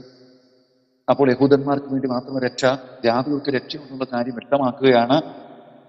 അതാണ് ഞാൻ പറഞ്ഞത്, ജാതീയ വേലിക്കെട്ടുകളെ തകർത്തുകൊണ്ട്. ഇത് പഠിക്കുമ്പോൾ നമ്മുടെ പെന്തക്കോസ്ത് പറയുന്ന പ്രസ്ഥാനം ഇന്ത്യയിലേക്ക്, കേരളത്തിലേക്ക് വന്നപ്പോൾ സത്യത്തിൽ വലിയ പരിവർത്തനമാണ് കേരളത്തിൽ വന്നത്. ഞാൻ ഇന്ത്യയിൽ ഏതാണ്ട് 9 സ്റ്റേറ്റുകൾ പോയി. ഞാനൊരു 5 വർഷം മുസ്ലിമായിട്ട് പ്രവർത്തിച്ച ആളാണ് നോർത്ത് ഇന്ത്യ. പഞ്ചാബ്, ജമ്മു കാശ്മീര്, ഛത്തീസ്ഗഡ്, ഒഡീസ, പിന്നെ ആന്ധ്രാപ്രദേശ്, കർണാടക, ഇവിടെയൊക്കെ പ്രവർത്തിക്കാനുള്ള ഭാഗ്യം എനിക്ക് ഇരുന്നുണ്ട്. പക്ഷെ അവിടെ കാണുവാൻ കഴിയുന്നത്, അവിടെ വിദ്യാഭ്യാസമില്ലാത്ത വ്യക്തി എന്നും വിദ്യാഭ്യാസമില്ലാത്ത, അവർക്ക് പ്രതികരിക്കാൻ ഒക്കത്തില്ല. ഒരു പാവപ്പെട്ട മനുഷ്യൻ യു പിയിലാണെന്ന് തോന്നുന്നു, യു പിയിലോ രാജസ്ഥാനിലോ കുതിര വാങ്ങി എന്ന് കണ്ടിട്ട്, ഒരു പാവപ്പെട്ട മനുഷ്യനാണ് കുതിര വാങ്ങി, അവന് കുതിരപ്പുറത്ത് പോകുന്നത് കണ്ടപ്പോൾ അവന്റെ അടുക്കലുള്ള ആ മുതലാളി അന്ന് രാത്രി ആരും അറിയാതെ ഇവന്റെ കുതിരയെ കൊന്നു. ഈ കുതിരപ്പുറത്ത് കയറി പോകുന്നു. അങ്ങനെ ഒരു സാമൂഹ്യ പശ്ചാത്തലം നിലനിൽക്കുന്ന ഒരു കാലഘട്ടം ഇന്ന് കേരളത്തിലില്ല, പക്ഷേ നോർത്ത് ഇന്ത്യയിലുണ്ടായിരുന്നു, ഇപ്പോഴും. അപ്പോൾ ഇതിനെല്ലാം വിപ്ലവകരമായ മാറ്റം ഭരിച്ചത് സുവിശേഷമാണ്. സുവിശേഷം കടന്നു വന്നു, വിദ്യാഭ്യാസം ലഭിച്ചു. ബ്രാഹ്മണ മേധാവിത്വത്തിന് വലിയ മേൽക്കൊമയുണ്ടായിരുന്ന ഒരു ലോകം സുവിശേഷം വന്നപ്പോൾ ഈ വേൾഡ് റിജിൻ എന്ന് പറഞ്ഞൊരു പുസ്തകമുണ്ട്. അതിനകത്ത് സതി നിർത്തലാക്കിയ കാര്യം പറയുന്നുണ്ട്. സതി നിർത്തലാക്കി യഥാർത്ഥത്തിൽ നമ്മള് ചരിത്രങ്ങൾ പഠിക്കുമ്പോൾ, ഇന്ത്യൻ ചരിത്രം പഠിക്കുമ്പോൾ രവീന്ദ്രനാഥ ടാഗോറും സ്വാമി വിവേകാനന്ദനും ഒക്കെയാണെന്നാണ് പറയുന്നത്. പക്ഷെ അതിനൊന്നുമല്ല. ആ പുസ്തകം പഠിക്കുമ്പോൾ നമ്മൾ കാണുവാൻ കഴിയുന്നു സതി നിർത്തലാക്കാൻ അതിന്റെ മുഴുവൻ പ്രേരക ശക്തി എന്ന് പറഞ്ഞ വില്യം കേരിയായി. മഹാനായ വില്യം കേരി, ആധുനിക മിഷണറി പ്രസ്ഥാനത്തിന്റെ പിതാവ് എന്നറിയപ്പെടുന്ന വില്യം കേരിയാണ് യഥാർത്ഥത്തിൽ ഈ സതി എന്ന് പറയുന്ന ആചാരം കണ്ടിട്ട് ഇതിനെതിരെ ശക്തമായി അദ്ദേഹം വിരൽ ചൂണ്ടുകയും ബൈബിളിന്റെ സത്യങ്ങളെ അവരെ ഗ്രഹിപ്പിക്കുകയും ചെയ്തപ്പോഴാണ് യഥാർത്ഥത്തിൽ സതി പോലെയുള്ള ആചാരങ്ങൾ ഇവിടെ എന്നേക്കുമായി നിർത്തലാക്കുന്നത്. അപ്പോൾ ഈ സുവിശേഷം എഴുതിയത്, ഈ സുവിശേഷത്തിലൂടെ ലൂക്കോസ് എന്ന് പറയുന്ന എഴുത്തുകാരൻ വ്യക്തമാക്കുന്നത് അന്ന് നിലനിന്ന സാമൂഹിക അനാചാരങ്ങളുണ്ട്. സ്ത്രീക്ക് സ്വാതന്ത്ര്യമില്ലാത്തൊരു കാലഘട്ടമായിരുന്നു.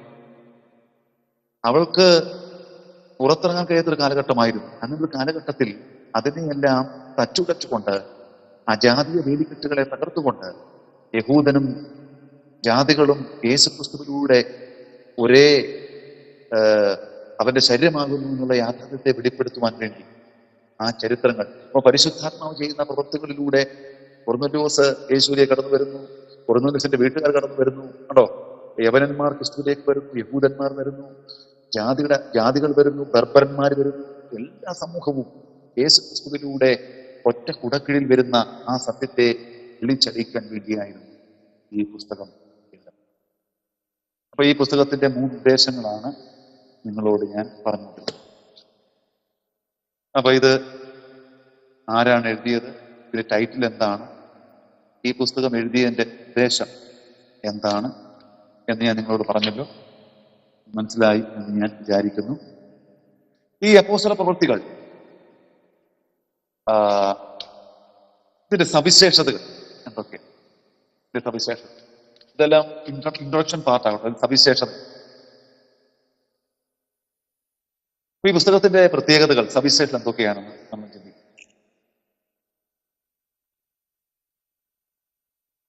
ഒന്നാമത്തത്, ഈ പുസ്തകത്തിൽ 60 പ്രാവശ്യം ആത്മാവെന്നോ പരിശുദ്ധാത്മാവെന്നോ ഉപയോഗിച്ചു. 60 പ്രാവശ്യം. 2,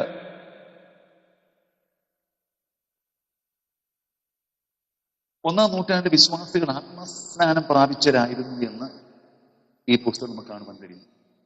ഒന്നാം നൂറ്റാണ്ട് വിശ്വാസികൾ ആത്മസ്നാനം പ്രാപിച്ചവരായിരുന്നു. 1-ാം അധ്യായം 5 മുതൽ 8 വരെ വാക്യങ്ങൾ, 2-ാം അധ്യായം 1 മുതൽ 4 വരെ, 8-ാം അധ്യായം 15 മുതൽ 17 വരെ വാക്യങ്ങൾ ഒരു ആത്മസ്നാനം പ്രാപിച്ചവരായിരുന്നു. 3, അവർ ആത്മാവിൽ നിറഞ്ഞവരായിരുന്നു. ആത്മസ്നാനം പ്രാപിച്ചവർ മാത്രമല്ല, ആത്മാവിൽ നിറഞ്ഞവരായിരുന്നു. 3, അവർ പരിശുദ്ധാത്മാവിന്റെ സാക്ഷികളായിരുന്നു. 4, അവർ പരിശുദ്ധാത്മാവിന്റെ സാക്ഷികളായിരുന്നു. 5:32. 5, വേർതിരിക്കപ്പെട്ട് ആത്മനിർവനാൽ ഐക്യപ്പെട്ടവരായിരുന്നു. ഈ പുസ്തകത്തിലൂടെ നമുക്ക് കാണുവാൻ കഴിയുന്നത് വിശ്വാസത്തിൽ ആത്മസ്നാനം പ്രാപിച്ചവരാണ്, ആത്മാവിൽ നിറഞ്ഞവരാണ്, പരിശുദ്ധാത്മാവിന്റെ സാക്ഷികളായിരുന്നു, വേർതിരിക്കപ്പെട്ട ആത്മാവിൽ ഐക്യപ്പെട്ടവരായിരുന്നു. അടുത്തത് പരിശുദ്ധാത്മാവിൽ നടത്തപ്പെട്ടവരായിരുന്നു. അപ്പൊ ആത്മനിറവുണ്ട്, ആത്മസ്നാനമുണ്ട്, ആത്മനിറവുണ്ട്, ആത്മാവിനെ അയക്കപ്പെടുന്നുണ്ട്, പരിശുദ്ധാത്മാവിൽ നടത്തപ്പെടുന്ന അവസ്ഥയുണ്ട്. ഈ പുസ്തകം നമുക്ക് ഇതെല്ലാം കാണുവാൻ കഴിയുന്നുണ്ട്. അടുത്തത് ഈ അപ്പോസ്തല പ്രവൃത്തിയിലെ പ്രസംഗത്തിന്റെ മുഖ്യ ഭാഗമെന്ന് പറയുന്നത് രക്ഷകന്റെ പുനരുത്ഥാനവും മഹത്വീകരണവും. അപ്പൊ യേശുക്രിസ്തുവിന്റെ പുനരുത്ഥാനവും മഹത്വീകരണവും എന്ന വിഷയമാണ് ഈ പുസ്തകത്തിൽ പ്രധാനമായിട്ട് ആദ്യത്തെ ഭാഗത്ത് പറയും.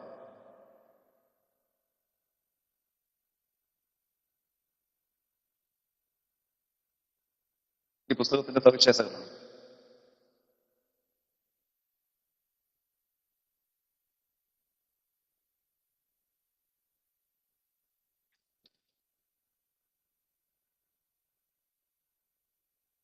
അടുത്തത്, ഈ പുസ്തകത്തിൽ ആത്മാവിന്റെ വ്യാപാരം, ആഗമനം വ്യക്തമായി കാണുവാൻ കഴിയും. പരിശുദ്ധാത്മാവിന്റെ ആഗമനം, പരിശുദ്ധാത്മാവിന്റെ നിറവ്, പരിശുദ്ധാത്മാവിന്റെ സ്നാനം, പരിശുദ്ധാത്മാവിന്റെ ആഗമനം, പരിശുദ്ധാത്മാവിന്റെ നിറവ്, പരിശുദ്ധാത്മാവിന്റെ സ്നാനം, പരിശുദ്ധാത്മാവിലൂടെയുള്ള സാക്ഷ്യം, ആത്മനിർഭരന് ഐക്യപ്പെടുന്ന അനുഭവം, പരിശുദ്ധാത്മാവിനാൽ നടത്തപ്പെടുന്ന അനുഭവം, ഇതെല്ലാം ഈ പുസ്തകത്തിന്റെ പ്രത്യേകതയാണ്. ഈ പരിശുദ്ധാത്മാവ് പകർന്ന ബലഹീന വിശ്വാസികൾ ശക്തിപ്പെട്ട് ക്രൂശിന്റെ സന്ദേശവാഹികളായി തീരുന്നതായി നമുക്ക് കാണുവാൻ കഴിയും. അപ്പൊ പരിശുദ്ധാത്മാവിലൂടെ രൂപാന്തരം ഈ പുസ്തകത്തിന്റെ പ്രത്യേകത, പരിശുദ്ധാത്മാവിന്റെ രൂപാന്തരം. അപ്പൊ പരിശുദ്ധാത്മ നമ്മളിൽ വരുമ്പോൾ അന്യഭാഷ മാത്രമല്ല, പ്രവചനം മാത്രമല്ല, നമ്മുടെ അകത്തെ മനുഷ്യൻ ശക്തിപ്പെടുകയാണ് ചെയ്തു. യഥാർത്ഥത്തിൽ പരിശുദ്ധാത്മാവ് നമ്മുടെ ഉള്ളിൽ വരുമ്പോൾ നമ്മൾ സഭകളിൽ എപ്പോഴും അന്യഭാഷ മാത്രം പറഞ്ഞുകൊണ്ടിരിക്കും. പക്ഷെ നമ്മുടെ അകത്തെ മനുഷ്യൻ ശക്തിപ്പെടുന്നതായിട്ട് നമുക്ക് അനുഭവിക്കുന്നില്ല, നമ്മൾ അതിലേക്ക് വരുന്നില്ല. അപ്പോൾ പരിശുദ്ധാത്മാവിന്റെ പ്രവൃത്തിയിൽ ഉണ്ടാകുന്ന വിവിധമായ വിഷയങ്ങൾ നമുക്കിതിൽ കാണുവാൻ കഴിയും. തുടർന്ന് അപ്പോസ്തലനായ പൗലോസിന്റെ മിഷണറി യാത്രകൾ,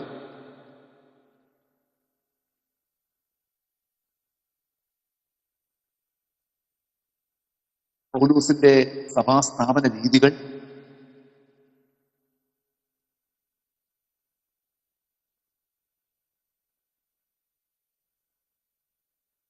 എതിർപ്പുകൾ, ദൈവപ്രവർത്തികൾ, ഇതെല്ലാം നമുക്ക് ഈ പുസ്തകത്തിലൂടെ കാണുവാൻ കഴിയുന്നു. എങ്ങനെയാണ് സഭ സ്ഥാപിക്കപ്പെടുന്നത്? എങ്ങനെയാണ് അപ്പോസ്തലനായ പൗലോസ് മിഷണറി യാത്ര ചെയ്തത്? ഇതെല്ലാം നമുക്ക്, അതുകൊണ്ട് മതി ഈ പുസ്തകം നമ്മൾ പഠിക്കുമ്പോൾ എങ്ങനെയാണ് സഭ സ്ഥാപിക്കപ്പെടേണ്ടത്, ആ സഭയുടെ പ്രവർത്തനങ്ങൾ അല്ലെ, അപ്പോസ്തലൻ എങ്ങനെയാണ് സഭ പ്രവർത്തിച്ചത്, എങ്ങനെയാണ് അവിടെ തുടർന്ന സഭയുടെ മുൻപോട്ടുള്ള ഗതിവിധികൾ എങ്ങനെയാണ്, ഉപദേശങ്ങൾ എങ്ങനെ, ഇതെല്ലാം നമുക്ക് ഈ പ്രവൃത്തി പുസ്തകം കാണുവാൻ കഴിയും. അതാണ് അതിന്റെ പ്രത്യേകത എന്ന് പറയുന്നത്. ഈ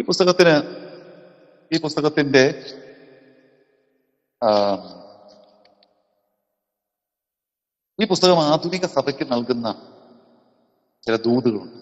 ഈ പുസ്തകം ഇപ്പോഴത്തെ സഭയ്ക്ക്, ആധുനിക സഭയ്ക്ക് നൽകുന്ന ചില ദൂതുകൾ.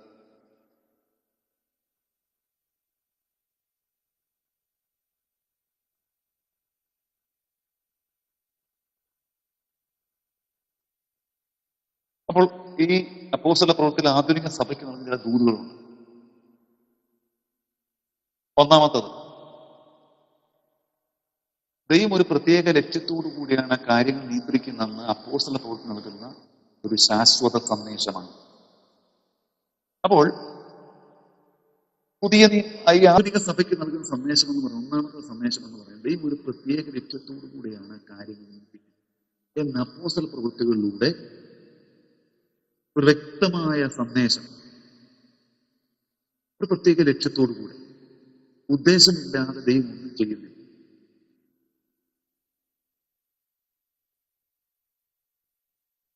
അപ്പൊ ദൈവത്തിന്റെ കൃത്യമായ ഉദ്ദേശം ഈ പുസ്തകത്തിൽ കാണുവാൻ കഴിയുന്നുണ്ട്. അത് ആധുനിക സഭയ്ക്ക് നൽകുന്ന ഒരു സന്ദേശമാണ്.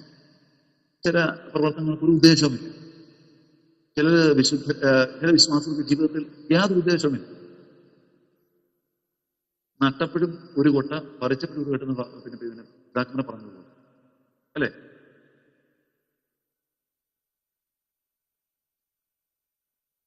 അപ്പൊ ആധുനിക സഭയ്ക്ക് നമുക്ക് ദൂരം എന്ന് പറയുന്നത് ദൈവം ഒരു പ്രത്യേക ലക്ഷ്യത്തോടു കൂടിയാണ് കാര്യം നിയന്ത്രിക്കുന്നത്. ഉദ്ദേശമില്ലാതെ ദൈവം ഒന്നും ചെയ്യുന്നില്ല, എല്ലാത്തിനും ഉദ്ദേശമുണ്ട്. എന്തിനാണ് പരിശുദ്ധാത്മാവിനെ അയച്ചത്? ഉദ്ദേശമുണ്ട്. അത് ആധുനിക സഭയ്ക്ക് ഒരു ശക്തമായ ഒരു കാഴ്ചപ്പാടാണ്. രണ്ടാമതായി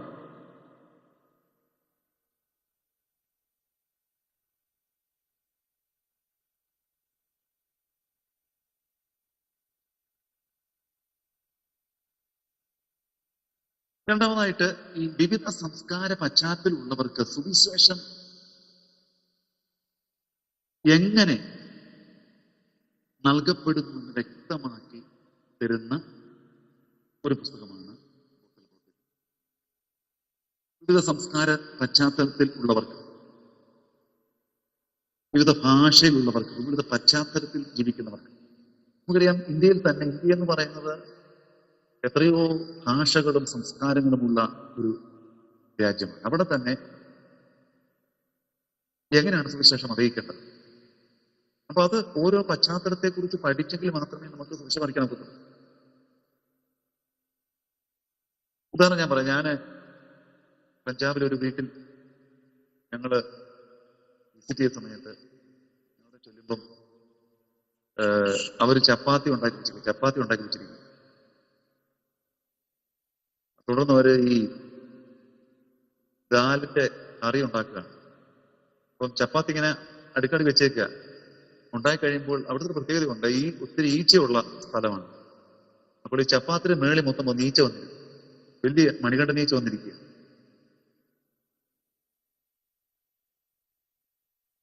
നമ്മളാണെങ്കിൽ കഴിക്കുമോ അത്?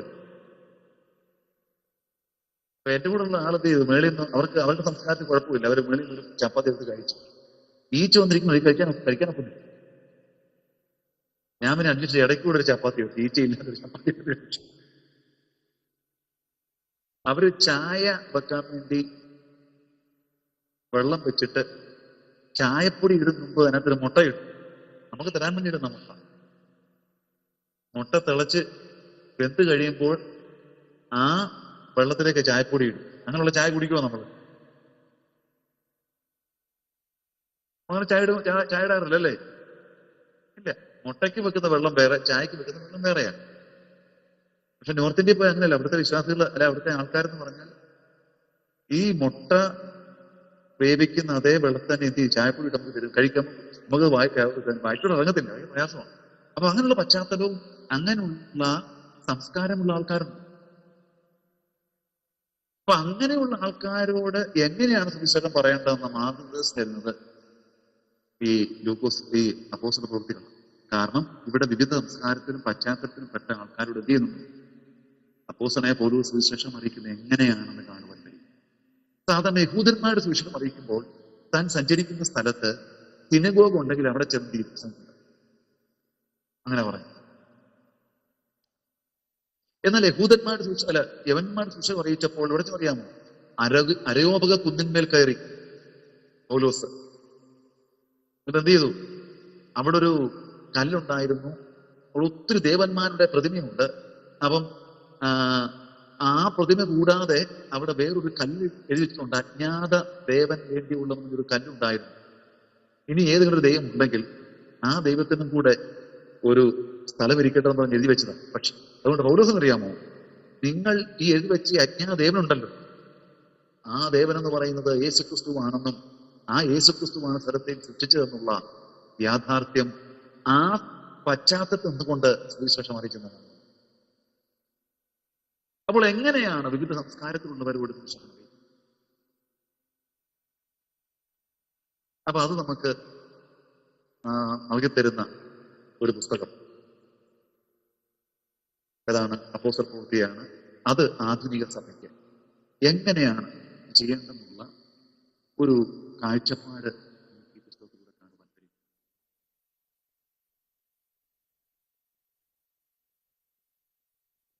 അടുത്തത് ഈ ആധുനിക സഭയിൽ നൽകുന്ന അടുത്ത സന്ദേശം എന്ന് പറയുന്നത് വസ്തുവകളോടുള്ള കാഴ്ചപ്പാട് എന്തായിരിക്കണമെന്ന് അപ്പോസ്തല പ്രവൃത്തിയിൽ നിന്ന് നമുക്ക് അതിപ്രധാന സന്ദേശം നൽകും. വസ്തുവകളോടുള്ള കാഴ്ചപ്പാട് എന്തായിരിക്കണം? അതായത് സെക്കുലർ ബ്ലെസ്സിങ്ങിനോടുള്ള കാഴ്ചപ്പാട് എന്താണ്, ഭൗതിക നന്മയുള്ള കാഴ്ചപ്പാട് വിശ്വാസം എന്തായിരിക്കണമെന്നുള്ള ഒരു യാഥാർത്ഥ്യം നമുക്ക് നൽകി തരുന്നത് ഈ ആധുനിക സഭയ്ക്ക്. ആധുനിക സഭ എന്ന് പറഞ്ഞാൽ ഭൗതിക നന്മയുടെ, അല്ലെങ്കിൽ ആധുനിക സഭയുടെ പ്രത്യേകം ഞാൻ പറയാം, ഭൗതികമായ നന്മയുണ്ടായാൽ അത് ദൈവം എന്നെ അംഗീകരിച്ചു, ദൈവം എന്നെ അംഗീകരിച്ചതിന്റെ തെളിവാണെന്ന് ചിന്തിക്കുന്ന അനേക സമൂഹം, അനേക വ്യക്തികൾ നമുക്ക് ആധുനിക സഭയിൽ കാണുവാൻ കഴിയും. അവർക്ക് ഒരു ഭൗതിക വിടുതൽ അവരുടെ ജീവിതത്തിൽ വലിയ പ്രാധാന്യം കൊടുക്കുകയും, ഭൗതിക നന്മ കിട്ടുമ്പോൾ അവർ അമിതമായിട്ട് സന്തോഷിക്കുകയും, ആത്മീകമായ ഒരു അനുഭവത്തിലേക്ക് അവർ കടന്നു വരാൻ കഴിയാത്ത ഒരവസ്ഥയുണ്ടാകും. നിങ്ങൾക്കൊരു 10,000 ഒരു 2 ലക്ഷം രൂപ കിട്ടിയിരിക്കട്ടെ, ഭയങ്കര സന്തോഷമായിരിക്കും അല്ലേ? ആ ലഭിക്കപ്പെട്ട പണം തെറ്റായ കാര്യമല്ല, കിട്ടിയത് നല്ലതാണ്. പക്ഷേ ആ പണം കിട്ടിയത് കൊണ്ട് നിങ്ങൾക്ക് ആത്മീയ വളർച്ച ഉണ്ടാകത്തില്ല. കാരണം ആത്മീയ വളർച്ച ഉണ്ടാക്കണമെങ്കിൽ ദൈവവചനത്താലും പരിശുദ്ധാത്മാവിലും മാത്രമേ നടക്കൂ. മറ്റേത് കിട്ടിയ ഒരു സന്തോഷമാണ്, സത്യമാണ്. അപ്പൊ അതുകൊണ്ട് തന്നെ ആധുനിക സഭയ്ക്ക് നൽകുന്ന സന്ദേശം എന്ന് പറയുന്നത് വസ്തുവകളുള്ള കാഴ്ചപ്പാടെന്തായിരിക്കണമെന്നുള്ളത്. എന്താണ് അവരെന്താ ചെയ്തത്? പരസ്പരം അവര് ക്ഷാമമുണ്ടായപ്പോൾ പരസ്പരം കരുതി. അപ്പോസ്തലന്മാരുടെ ശുശ്രൂഷയ്ക്ക് വേണ്ടി അവർ പണം അയച്ചു കൊടുത്തു. അവർ പണം എന്തിനു വേണ്ടി ഉപയോഗിച്ചു, എങ്ങനെയാണ് അവർ ചെയ്തത്, എന്താണ് അവർ പഠിപ്പിച്ചു നമുക്ക് കാണുവാൻ കഴിയും.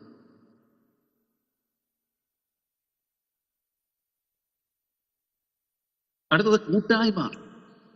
അപ്പൊ ആധുനിക സഭയ്ക്ക് നൽകുന്ന അടുത്ത ചിന്ത എന്ന് പറഞ്ഞാൽ ആത്മീയ കൂട്ടായ്മയുടെ ഒത്തൊരുമ. അപ്പൊ അവരുടെ കൂട്ടായ്മയുടെ പ്രത്യേകത എന്തായിരുന്നു? അവരുടെ സാമൂഹ്യ, സാമ്പത്തിക, ഭൗതിക കാര്യങ്ങളുള്ള കൂട്ടായ്മയെ കുറിച്ച് വ്യക്തമായി നമുക്ക് നൽകുന്ന ഒരു ചിത്രം നമുക്ക് ഈ പ്രവൃത്തിയുടെ പുസ്തകത്തിൽ കാണുവാൻ കഴിയും. ഇന്ന് അണുകുടുംബങ്ങളാണ്.